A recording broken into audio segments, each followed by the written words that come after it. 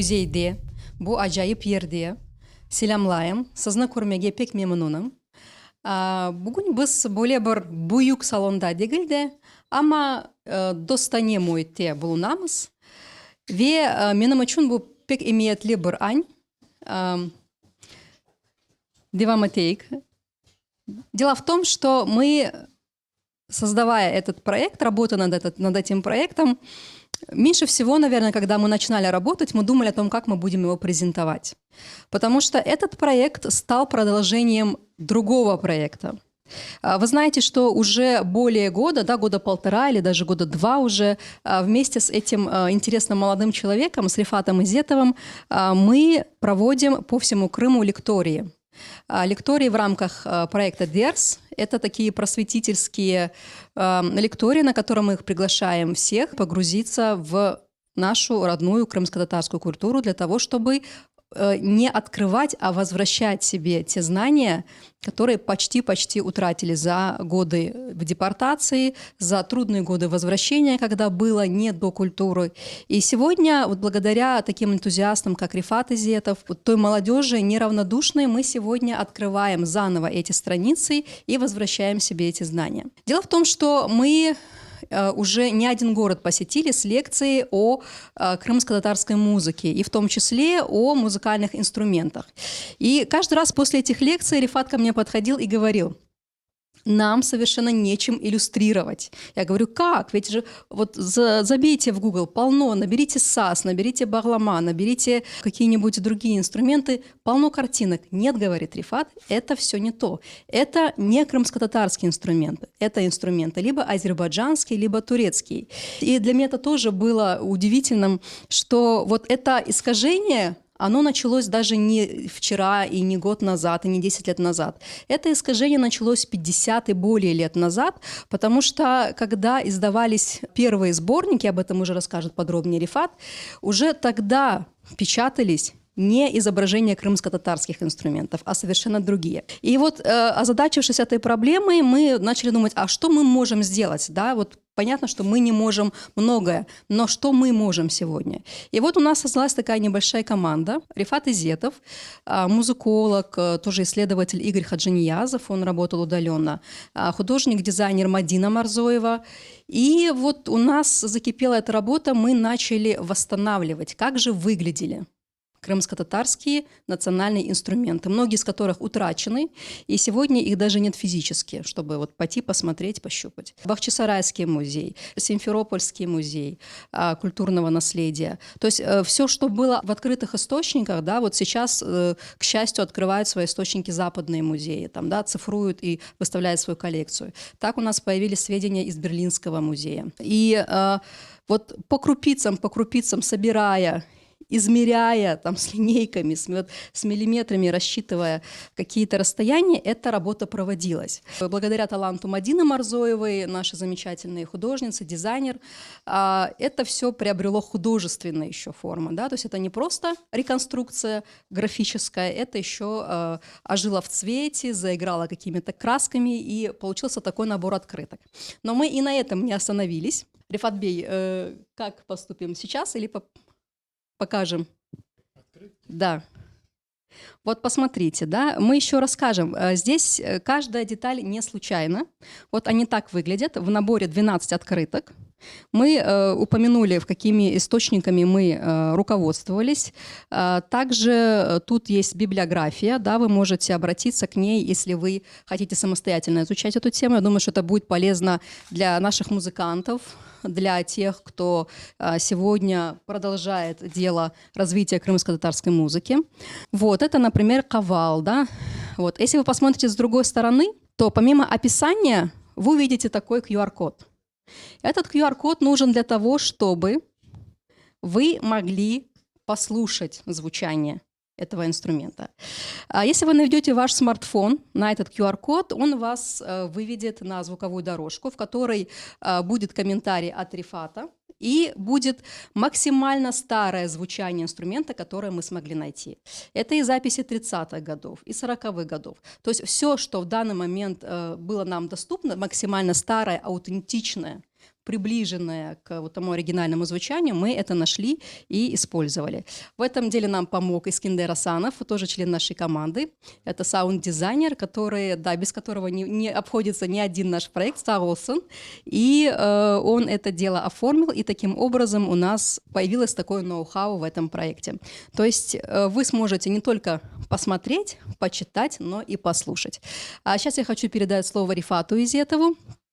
И немножко давайте поговорим об истории всего. Да. Çok sağ olun. На самом деле, я, когда это все начинал, не хотел начинать на пустом месте, но так уж вот получилось, что во многих вопросах, к которым я обращался, мне приходилось начинать с нуля. Оказывалось, что до меня этими вопросами занимались 30-е годы, то есть прошло уже почти, скоро будет 100 лет, как первые работы и самые сильные работы по данной тематике были произведены. И после этого уже полувековой провал, из которого мы не вылезли. И вот наша вот эта работа сегодняшняя, это такая первая попытка немножко приблизиться, да, вернуться опять к этой теме, опять задуматься о наших национальных инструментах, о их звучании и, конечно, о их реконструкции, потому что мне известно, насколько сильна реконструкторская школа в Азербайджане. В Турции целые отделения изучают только национальную музыку и национальные инструменты. У нас все это, конечно, было уничтожено депортацией 1944 года. Мы были прогрессивной развивающейся нацией, у нас в оркестры стали включать национальные инструменты, у нас были национальные ансамбли, но вот все это прервалось. Умерли мастера, которые играли на инструментах, которые умели их делать, которые знали, как их настраивать. И мы плавно переехали на тот набор, который мы сегодня знаем. Аккордеон, мандолина, барабанная установка в последние годы, да, кларнет поменял свою систему, труба. Ну, то есть вот даже когда старшему поколению начинаешь говорить о тех инструментах, о которых мы сегодня поговорим, они не видели никогда, не слышали ничего, и для них это кажется как что-то инородное, далекое, восточное. Там вот мы это видели у азербайджанцев. Но на самом деле еще 80 лет назад эта культура была нашей. И вот не хочется говорить впервые, и никогда не хотелось мне говорить такие вещи, потому что мне всегда хотелось опираться на каких-то предшественников, но сегодняшняя работа так получилось, что действительно была сделана впервые, потому что все источники, которые мы использовали, это подлинные экспонаты крымско-татарских национальных инструментов из 4 музеев. Это крымские музеи, самый открытый, да, для работы, самый полезный для меня оказался музей, это Крымско-Татарский музей культурно-исторического наследия, потому что с 2 САЗами из экспозиции этого музея я смог поработать лично, я их замерил, отфотографировал, там сделал рисунки, наброски. Эти инструменты готовы, вот завтра их можно выдать для реконструкции, если найдется мастер, который возьмется за это дело, с этим можно работать. Бахчисарайский историко-культурный музей-заповедник, и я, и Наджия Ханум прекрасно знает, это крепость, замок неприступный, в который невозможно пробиться не то что частному исследователю, а историку с кандидатской степенью, потому что с экспонатами этого музея не работали очень много лет. Там совершенно абсурдные описи, вот еще с 20-х годов оставшиеся, которые без конца вот перепечатываются. И вообще этих экспонатов много лет, видимо, никто не видел, в руках не держал, и я даже не знаю, в каком они состоянии. Но, к счастью, от этого музея есть один каталог, где есть вот баглама, которую мы нарисовали на своих открытках. Есть несколько фотографий, с которыми мы работали, и которые только благодаря упорству Мадины Ханум, благодаря ее вот этому вот подходу, когда она учитывала все мои пожелания, потому что эти пиксельные, еле-еле просматриваемые фотографии еще надо было как-то разглядеть и что-то из них вытащить. Ну вот так эта работа проводилась. И 2 музея, малоизвестные нам в Крыму, но с сегодняшнего дня, думаю, будут более известны. Это Российский национальный музей музыки в Москве, наследник Советского музея имени Глинки, крупнейший вообще, наверное, мировой музей по культуре музыкальной народов бывшего Советского Союза и Российской империи, потому что все свозилось всегда в центр. И крымско-татарская коллекция там насчитывает около 15 аутентичных инструментов. Но с этим музеем, конечно, работать только на основании платных договоров. И это вот эта работа, которую мы проводили, мы заказывали фотографии, они нам их делали. Благодаря этому у нас есть Тельсис Хавал, например, вот на наших открытках, потому что он там хранится. И один западный музей — это Берлинский музей европейских культур. Если вы думаете, что там ситуация лучше, абсолютно нет. Я столкнулся с этим музеем, потому что вот упомянутый музыколог Игорь Хаджаниязов писал туда запрос, и они прислали следующее. Они прислали просьбу с описанием инструментов, которые хранятся у них в коллекции. То есть эти люди даже не представляют, какому народу они принадлежат, как они называются. То есть лежит инструмент, вот наша зурна, она с этой коллекции, лежит инструмент. Мы достоверно знаем, что в 28-29 году была целая экспедиция, семья Финдайзенов приезжала в Крым, и тогда, собственно, отсюда увезли крымско-татарский сантер, и Усейн Абдурифиевич Баданинский очень сильно возмущался этому вопросу, потому что сантеров осталось очень немного, но вот немцы его тогда увезли, и на сегодняшний день они даже не знают, откуда они его увезли, что это за инструмент, как он называется. То есть мы сидели и составляли опись вот с Игорем вместе, и вот благодаря этому у меня были фотографии, вот эта фотография в частности, с которой мы смогли поработать, и благодаря которой вот в таком хорошем качестве у нас отрисована крымская зурна теперь. По поводу предшественников, вот надо будет переключить слайд. Давайте. Всем известна работа Ягья Шерфетдинова, которая была практически в каждом доме. Это его работа «Звучит Хайтарма», да? Вот его книга легендарная, которая стала первой такой вехой после депортации крымских татар, когда опять музыка крымско-татарская, крымская в целом, была попытка возвратить ее народу. Но Ягья Шерфетдинов, когда работал над этим сборником, во-первых, видимо, не имел доступа к своим старым записям, которые делал до депортации, а во-вторых, в разделе про музыкальные инструменты не нашел ничего лучше, кроме как взять атлас музыкальных инструментов народов СССР, издание 1963 года, и оттуда все инструменты, которые им показались похожими, просто срисовать. Вот наглядно можете видеть внизу иллюстрация кеманчи, инструмента, который вообще неизвестно, был ли у крымских татар, в каком виде. Последние 200 лет о нем никаких сведений нет, но вот он помещен в этот сборник. Он срисован с азербайджанского аналога, который вот наверху. Это атлас, как раз вот вышеупомянутый атлас. Но это хотя бы азербайджанский аналог. Вот дальше, вот то, что дальше, это вообще для меня, честно говоря, шок. Вот инструмент, который подписан как кавал в этом сборнике, это эстонские свистковые дудки. Вот они наверху. Ну, можно даже, да, экспертизу не делать. Один в один. Меня еще смутило, вот кавал меня смутил сразу, потому что он какой-то странной формы, я в Крыму такой формы не видел. Ну вот они даже как-то называются. Вот точно не скажу, но они подписаны как эстонские дудки. Дальше следующий инструмент, не менее оригинальный способ. Вот это подписано как тулуп-зурна. Это Латвийская ССР. Инструмент называют суому-дуда. Один в один срисован. Единственное, что вот верхняя заглушка, вот ее здесь нет. Ну вот, собственно, как решались проблемы сборника «Звучит Хайтарма». Все инструменты, которые вы там видите, никакого отношения к крымским татарам не имеют. Просто было приблизительное представление о том, как инструмент выглядел, как он должен был выглядеть, и было сделано максимально простое решение, да, было срисовано с атласа, который был в ходу, применялся, и до сих пор этот атлас известен, там больше 500 страниц. Вот по каждому инструменту можно найти аналоги в других народах, с которых это было срисовано.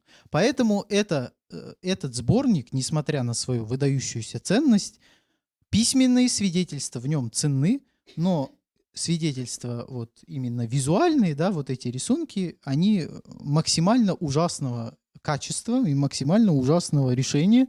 И чтобы этот вопрос здесь вот впервые, я думаю, поднят, и в будущем, чтобы он поднимался не раз, потому что наши современные музыканты могут посчитать этот источник и правильно посчитать правильным, и вот эти вот латвийские дуды посчитать нашими национальными инструментами. Вот поэтому, собственно, и родилась эта идея, этот проект. Здесь, как уже было сказано, 12 открыток. Вот я бы хотел, чтобы вы показали Сантер. Вот и Тулуп-Зурну для начала, чтобы понять, как действительно выглядела крымская Тулуп-Зурна. Вот крымская Тулуп-Зурна. Крымская Тулуп-Зурна — это рисунок, который мы делали по сохранившимся экспонатам в Российском этнографическом музее, в Бикамс фотографии. Это Тулуп-Зурна из Улаклы, из села Глубокий Яр. И по, около 10, наверное, фотографиям 20-х годов, вот по ним была реконструирована крымская Тулуп-Зурна. Тщательно отрисована, включая там вот дополнительные отверстия, например, на раструбе, да, с рогом. Вот это все было сделано нами с Мадиной Ханым в долгих-долгих беседах, поправках. И еще я бы хотел, чтобы вы показали Сантер, да. Потому что этот инструмент — это просто, я не знаю, нерукотворный памятник нашему художнику. Мы на него потратили около 2 недель. Это был самый сложный инструмент, потому что очень тяжело было уловить пропорции, очень тяжело было работать со струнами. Ну, вообразите себе, здесь 100 струн. Вот здесь 100 струн, и все они отрисованы. Этот инструмент был восстановлен по экспонату, который находится в коллекции Бахчисарайского музея. Сантер этот был подарен Мамутом Рифатовым, учителем бахчисарайским, который сам на этом сантере играл. В 20-е годы директору музея Усейну Абдурефичу Баданинскому изготовил его мастер Абдулла Уста в 19 веке. И этот инструмент, вот он на сегодняшний, вот так, как он выглядит, он в коллекции музея так на сегодняшний день не выглядит. Здесь все переделано, перебито, потому что реконструкцией занимались не музыканты. Вот эти вот все, например, порожки, все порожки вот эти, которые ровненько выстроены, они там вот так бардаком расположены в разных частях абсолютно.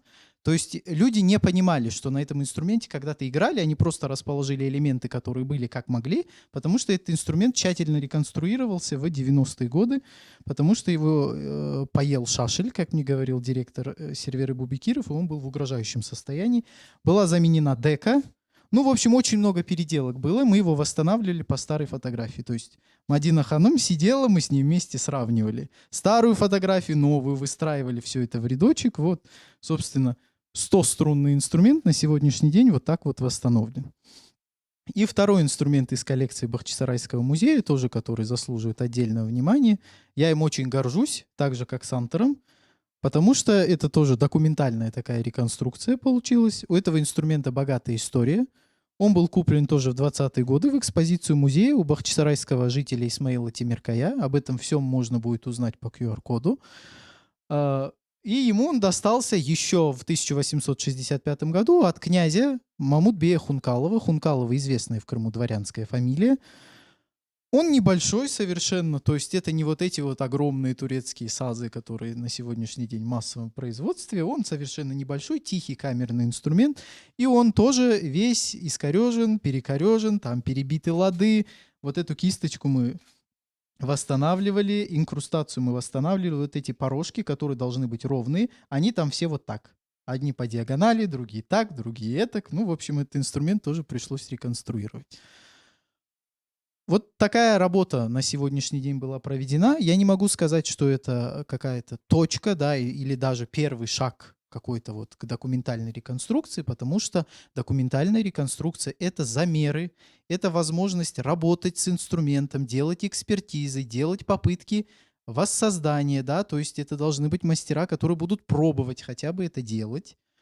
Вот на сегодняшний день это первая попытка переделать то, что вот понаделали предшественники, в нормальном научном виде, основываясь на письменных источниках, на источниках из музеев, на экспонатах, на подлинниках, чтобы крымские татары опять смогли вернуться к той культуре, которую, к сожалению, вот так трагически прервала депортация, уничтожила фактически под корень, так что мы на сегодняшний день максимально оторваны от этой культуры. Вот есть инструмент там в коллекции, который, к сожалению, думбелек, который, к сожалению, не сохранился ни в одном из экспонатов. Думбелеком на сегодняшний день называют арабскую дарбуку. Это тоже неправильно. Это парный инструмент, парные литавры. Вот его не сохранилось ни экспонатов, ни внятных описаний. Он, видимо, исчез очень давно и уже в 20-е годы был большой редкостью. Вот его мы восстанавливали по одной единственной открытке начала 20 века, где сидят крымско-татарские музыканты, у одного из них, пожилого, в летах музыканта, вот этот инструмент. И в фильме «Алим». В фильме «Алим» 26 года тоже невероятно ценный источник, где Усейн Баданинский, собственно, занимался этнографической частью. Вот в этом фильме тоже есть думбелек. Ну, основной, конечно, вот упор был на эту открытку. И очень большая работа была тоже над думбелеком, потому что на открытке там он совершенно маленький кусочек, там, куда этот инструмент попал. Но вот его звучание на сегодняшний день мы не знаем и узнаем только, когда кто-то решится его сделать.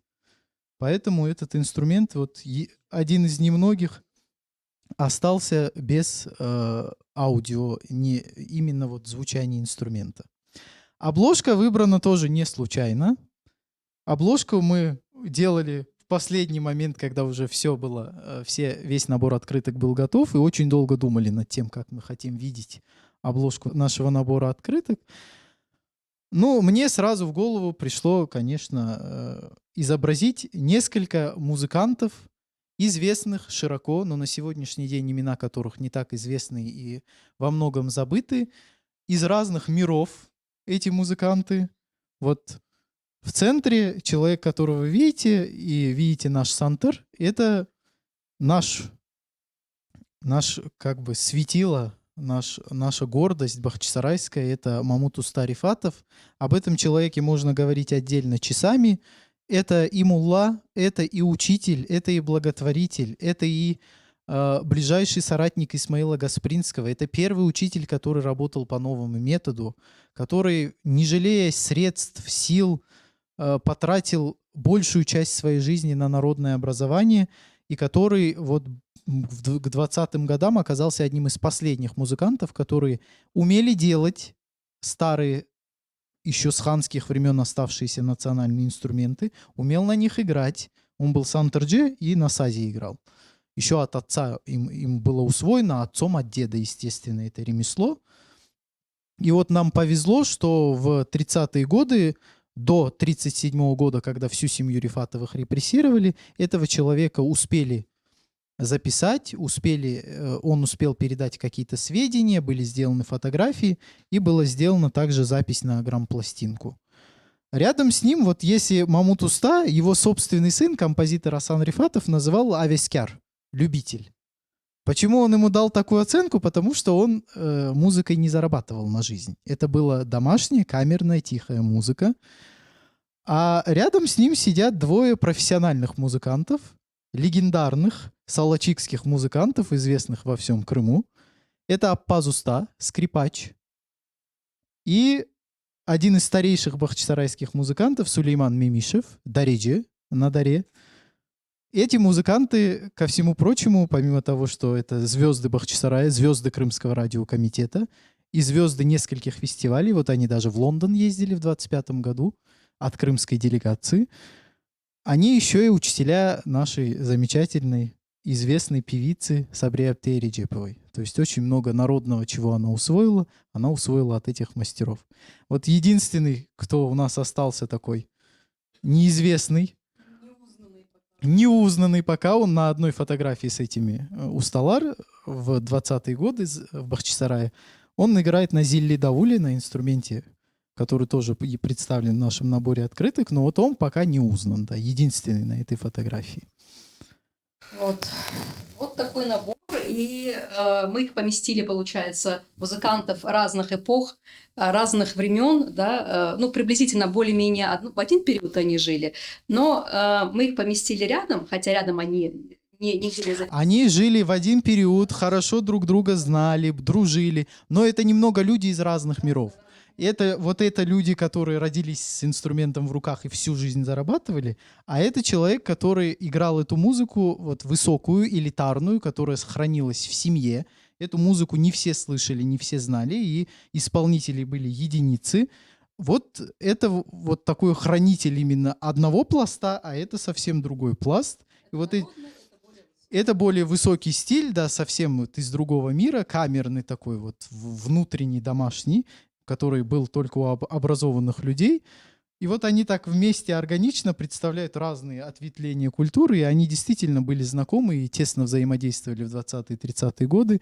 И вот так получилось органично их изобразить здесь. Вот такая работа была проведена. Я смотрю, нас стало больше. Сағыл келгеніңіз үшін. И я хочу, наверное, трудно говорить о музыке, да, об инструментах и не слышать эти инструменты. Вот я сегодня очень рада, что у нас появляется такая молодежь, которая смотрит вглубь. На самом деле, когда мы говорим «впервые» или там «первый крымско-татарский», это не повод для гордости. Это на самом деле повод задуматься о том, как много мы, как мы опаздываем. Насколько мы опаздываем. Потому что все то, что должно было быть сделано 30-50 лет назад, мы делаем в 2023 году. Но, слава богу, Аллаха чох шкур, мы это делаем, и что находятся эти энтузиасты. И совершенно замечательно, что у нас появляется молодежь среди наших молодых музыкантов. Я хочу пригласить сегодня такого молодого человека. Ансамбль «Фасиль». Тослар, вот пока они еще не так известны, но скоро, я думаю, что о них заговорят на больших сценах. Это наши молодые музыканты, которые сегодня тоже горят идеей восстановить традиционное звучание, играть на традиционных инструментах. И Абибулла Усинов, представитель ансамбля «Фасиль», нам сегодня сыграет. Что сыграете? Это такая популярная мелодия, ну, песня, будет инструментальный вариант. Все-таки я решил Уралдағы исполнить на сазе. Да.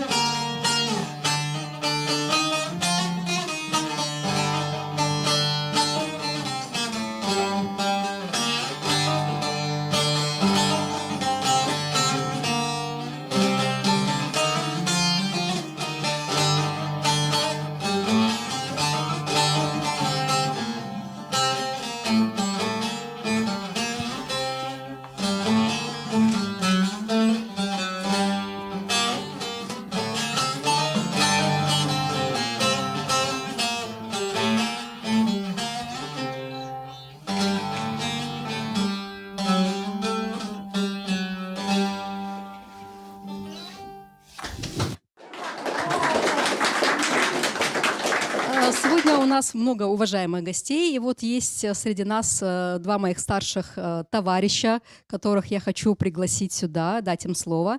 Известный журналист Шевкет Меметов, Келинос, и наш известный скульптор, художник, выдающийся человек Айдар Агалиев. Söz sizге. Ağa sen otur. Yok men sana değil. Sen bunda otur. Bağışlarsın. Ben adını unuttum seni. Abibullah. Sen bu müzikanı toxtatma. Men lakırdı etkende de çala ber. Bu ağam lakırdı etkende de çala ber. Ne kadar çok bu müzika yangırasa demek ki o kadar yaşayacak. Bu yerde kelgen adamlar onu yaşatmak için geldiler. Saygılı dostlar, bu hanım hazretleri meydan radyosu açılganda onun temellerinde turgan insanlardan, birincilerden edi. Bu Leyhan'ı şimdiki көрген ve tanıtkan Leyhan'ı içerisinde айтмас дейім, bizler Ukrayna Drama Teatrı'nın binasında Meydan Radyosu'nun doğan günü yaptık. O vakti pek adamlar, misafirler, kelgen adamlar, muhlisler çok kalabalık edi. Zalda ışıklar söndü ve arttaki kapılardan müzika havası yangırap geldi. Zurna, davul ve dare. İşte bizim o vakitteki tamam bir 20 yıl belki geçkendir ya. 15 geçti. Gayemiz işte bugün canlana. Ben dinleyeyim sizni bu Rifat Bey'ini çıkışını dinledim. Sana айтмас diyeyim, teşekkürler daha bir kere. Sen zanatın doktor galiba ya. Doktor человеческих duşum nasıl ben bilmeyeyim. Lakin sen bizlerin hepimizin hasta ettin. Endi bütün milletimizni tedavilemek için sen bilmeyeyim zanatını değiştireceğim yokum. Lakin bizlerini de hasta ettin. Айтмас diyeyim ki çok yazık bizim aramızda yokturlar.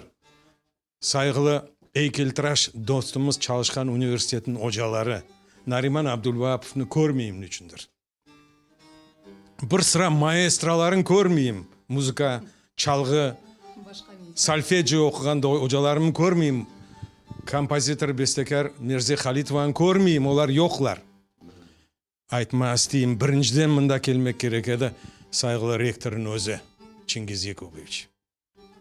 Eğer bu institutta sanat hakkında aytılsa, müzika hakkında aytılsa demek olar mında olmak gerek edi. Naci Hanım aytıp geçti. 20 yıl, 30 yıl aman keliyatkanımız da 40 yılın geçti. Kırımga qaytkanımız. Yapılgan işler, avtomobilное дело, тракторное дело. Олардың içerisinde bizler tek toylarga kelgende müzikamızı hatırlayımız, oyunlarını hatırlayımız. Unutulgan çalgı aletlerini ise hatırlayan adam yok. Ulu maestro var edi aramızda. O da bilmeyeyim ne için ketti. Her şey yerinde edi. Cemil Karek diyen adam aytam. Ben bugün oğa telefon açıp aytarım. Bütün şeyin taşla kaytıp gel evge. Her şeyi var. Satkan adamlar hayırdan kaytarıp vermeye evini hazırlar. Айтмас diyeyim. Bu Rifat dostumuz bizim Estonya, Latviya, Almanya, Germanya bir tane yerlerge alıp gidip geldi. Yok Rifat. Kırım sazı, Kırım kavalı, Kırım davulu, zurnası bu Kırım. Bekim o vakitleri rahmetli olgan Yaya Şerfedinov ressam tapamadı. Lakin bazı yerlerden faydalanmaya mecbur oldu. İşte lakin olar endi o devlette olgan için andan keldi dep aytmaya yanlış olur. Bu bizim hepimizde dedelerimizin zamandan kalgan şeyler mına bugün yangıray. Айтмас diyeyim da birden eşi. Üniversitet yanında mektepler ola, müzika mektebi ola, liseyler ola, kolejler ola. Bilmeyeyim bu üniversitetimizin yanında o şey yoktur. Biz balaçıklarımızı istidatlı mekteplerge berip olarga milli müzika analilerimizni öğretmek gerekmiz. Onların anına, yüreğine, kafasına singdirmek gerekmiz. егер біздер бұл топырақта ярымадада yaşayacak bir millet olsak demek onu devam ettirmek gerekmiz. İşte bu arkadaşlarımız onu başladılar. Artık bizler için meydan açık. Devam etmek için yollarımız açık olsun. Çok sağ olunuz hepiniz. Sağ olun Şevket Ağa. Şevket Ağa Kerçek jurnalist olarak hem tenkit etti, hem soktu, hem alkışladı. Sağ olunuz. Var olunuz. Sağ olun Naciye Hanım, davet ettiğiniz için. Çok meraklı bir sohbet oldu. Sağ olun. Знаете, я хотел сказать, что, конечно, к музыке многие имеют прямое или косвенное отношение, но поскольку я искусством занимаюсь, и один из великих художников сказал, что музыка – это сестра всех искусств. И действительно, на эмоциональном уровне я тоже считаю, что музыка, она на первом месте стоит. Мир устроен так, люди устроены так, что мы с молоком матери, даже в утробе матери, мы первые звуки музыки слышим там. Это мать поет там. Поэтому, поскольку я скульптурой занимаюсь, и музыка – это очень близкие виды искусства. Потому что, слушая музыку, можно творить. По нашим творениям композиторы сочиняют музыку. Это откровение многих моих друзей-композиторов, видных. Надя Ханум, я думаю, вы не один шаг, а много шажков сделали в возрождении нашего культуры, музыкального искусства, других. Я просто не ожидал, что это будет так интересно. И мы действительно голодны сегодня этой информации, этой работы.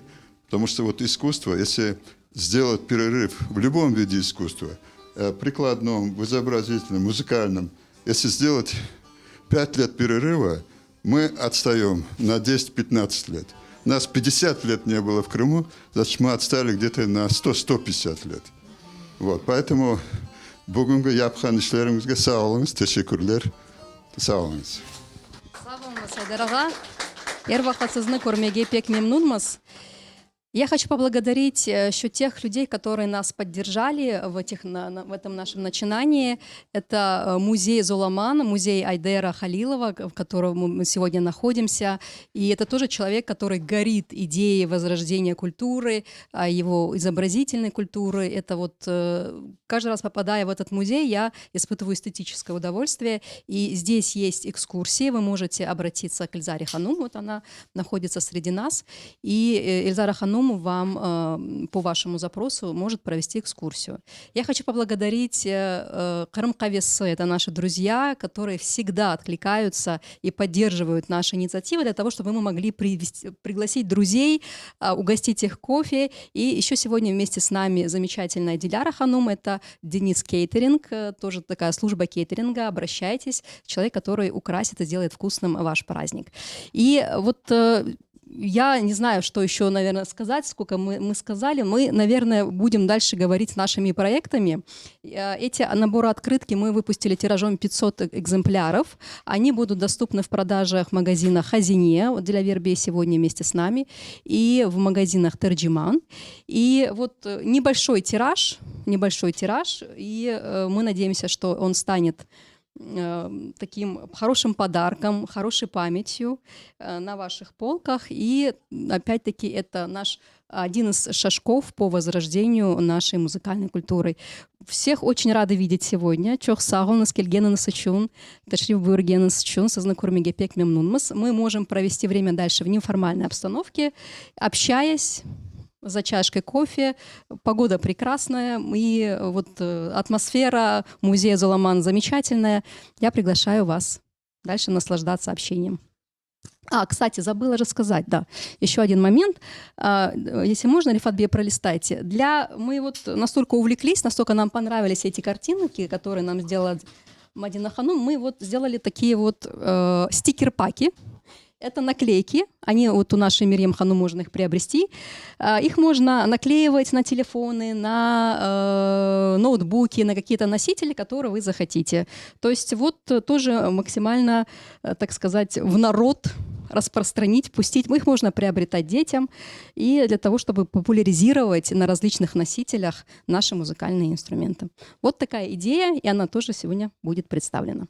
Сау болыңыз, бар болыңыз, келгеніңіз үшін сау болыңыз.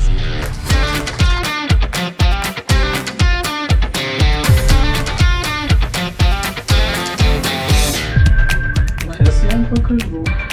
Это эстонские свистки. Я когда узнал откуда клуб, и это большая проблема, вот об этом, оказывается, до меня никто не сказал. Как это видите, Киманче, нету разделов.